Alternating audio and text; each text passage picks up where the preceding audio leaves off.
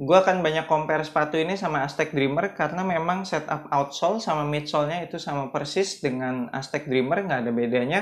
Yang beda cuma bagian upper-nya doang. Nah, upper kayak gini mungkin buat beberapa orang bisa jadi dibilang lebih enak. Tapi kalau gue sih tetap lebih seneng yang punya Aztec Dreamer ya, yang full bahan synthetic leather.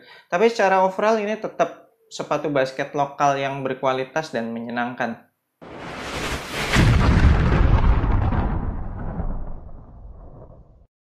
What's up, abas di seluruh Indonesia, balik lagi sama gue Fedly Brainwash di Anak Basket Channel. Di video kali ini gue akan ngebahas performance review sepatu basket Aztec Vextron.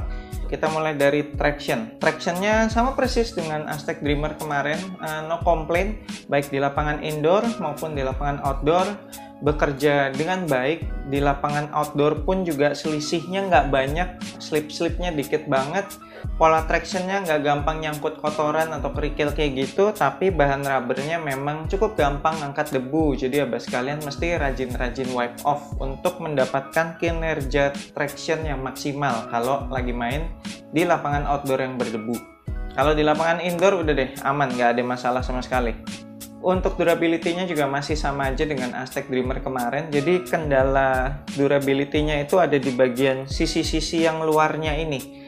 Jadi entah kenapa di sisi yang luar itu traction-nya lebih cepat kemakan. Bahkan cepet banget. Baru pakai sekali dua kali itu abis kalian bisa langsung lihat kayak ada bahan rubbernya yang terkikis. Jadi kayak penghapus-penghapus yang udah kemakan gitu. Tapi kalau bagian tengahnya justru malah lebih durable sih. Gue lihat kalau gue dorong-dorong juga masih keras-keras, terus juga nggak banyak yang terkikis juga. Jadi durability-nya itu yang tengah lebih kuat kayaknya daripada yang sisi-sisi samping luarnya ini. Kemudian bahan rubber outsole-nya tidak squeaky.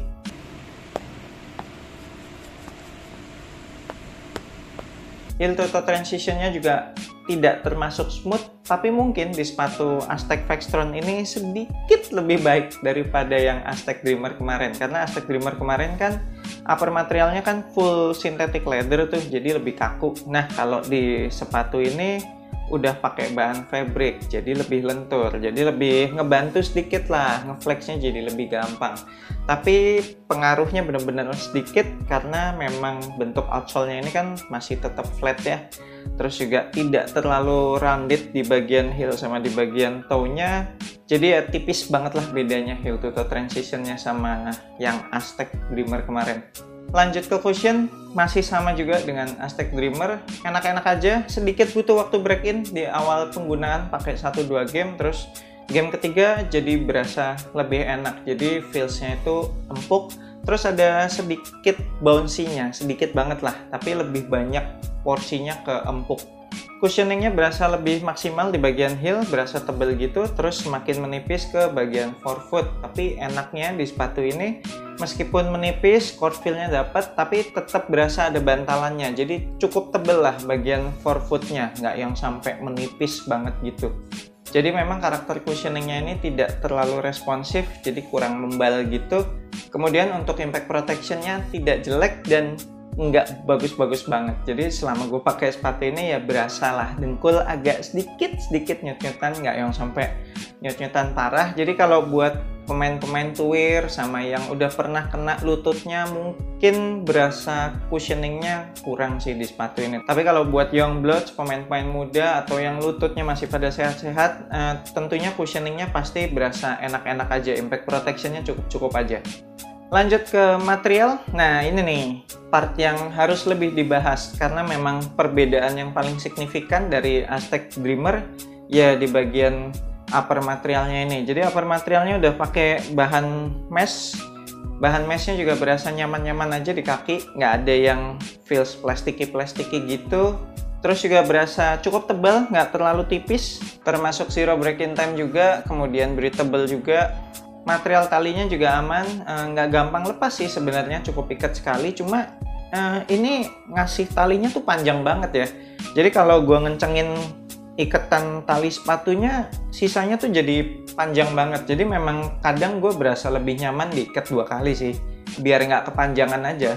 Untuk padding lidahnya juga berasa cukup banget, udah tebel, terus juga di bagian depannya kebantu lagi ada bahan synthetic leather, terus ada tulisan Aztec ini, sehingga ketika ngencengin tali sepatu itu nggak berasa ngeganjel di pergelangan kaki bagian depan.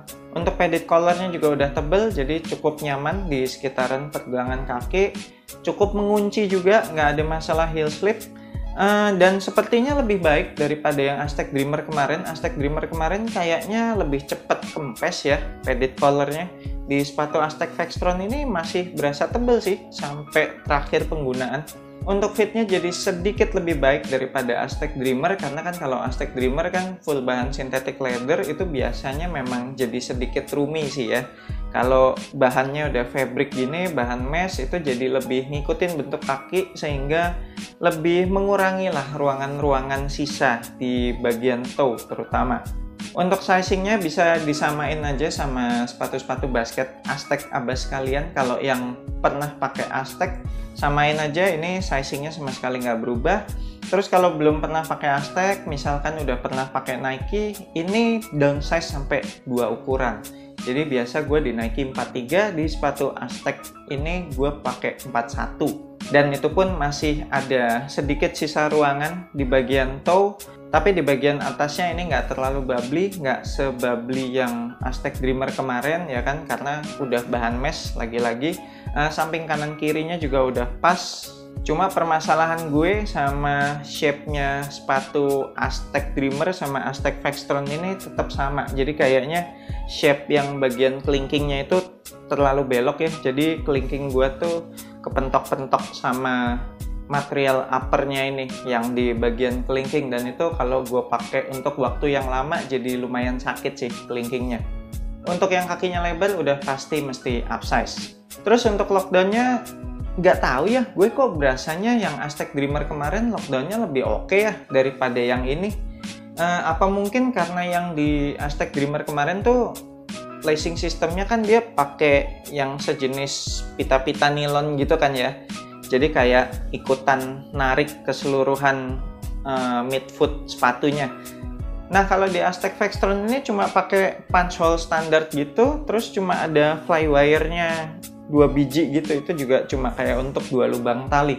Mungkin perbedaan lacing system itu yang menyebabkan lockdown di sepatu Aztec Vextron ini jadi lebih nggak ngunci daripada yang Aztec Dreamer. Padahal Aztec Dreamer itu pakai bahan synthetic leather semua loh ya, harusnya kan lebih susah kan untuk dapetin lockdownnya. Tapi nggak tahu kenapa kalau buat gue yang di Aztec Dreamer kemarin lebih enak lockdownnya.